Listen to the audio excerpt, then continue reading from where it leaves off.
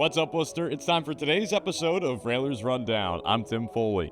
Well, the Worcester Railers had a thrilling 6-5 overtime victory over the Norfolk Admirals last night on home ice. Getting ready to take them on again here for Woo Sox night down at the DCU Center coming up at 6:05. I took the time today to catch up with Worcester Railers alternate captain Griffin Luce and hear what he had to say about last night's game.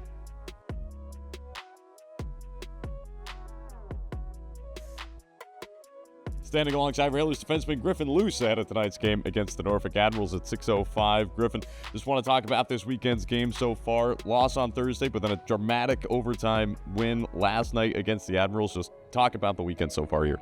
I think we played good hockey so far. It's been tight all weekend. Thursday, like you're saying, it was a pretty tight game, and then last night as well. Going into overtime, we had a lead there, and I think, it's teams that match up pretty well against each other, but I think that we've played pretty much to how we want to, and I think tonight's going to be a huge test for us. All season long, you've been a mainstay on the penalty kill. You've been out there for entire penalties to this point across these past couple of games. PK's been working well. Talk about what you're seeing out there and what the team's approach is right now. I think we're just getting good pressure up ice.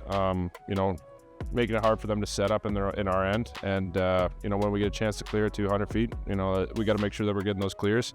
But I think for us, it's just working together as a unit of four, and then obviously with our goalies in between the pipes making big saves when we need them.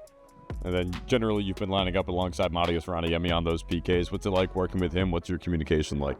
I think Raj is great. We read well off each other.